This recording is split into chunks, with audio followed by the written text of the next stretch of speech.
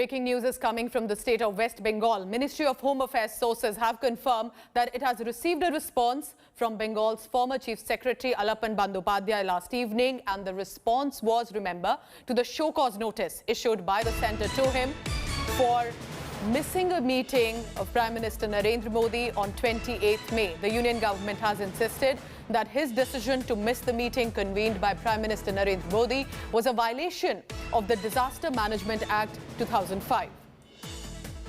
Kamaljeet Sandhu is joining us live on that. Kamaljeet, as the notice has now received a response, any details about what possibly could have come as a reply, and could this really escalate now?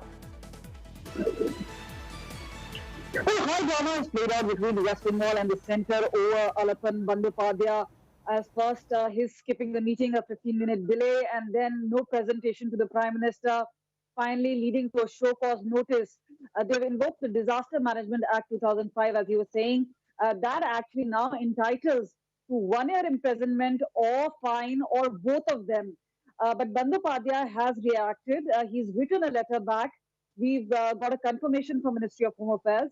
What is important is that our sources indicate that Bandyopadhyay has written a 4-page letter.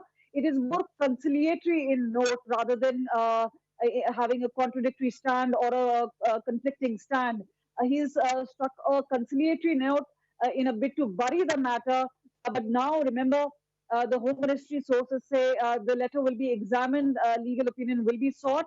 And now we'll have to see, once the ball is in centre's court, whether they want to escalate the matter or whether they would leave it aside.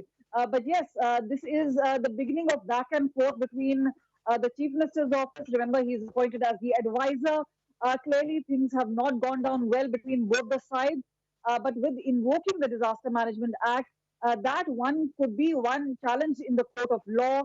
Especially if it affects suspension, whether it affects any sort of criminal proceedings. Because remember, this is no longer just a civil proceeding. Once there is imprisonment and a fine imposed, that means it's a criminal matter, and it will be taken at the highest of levels.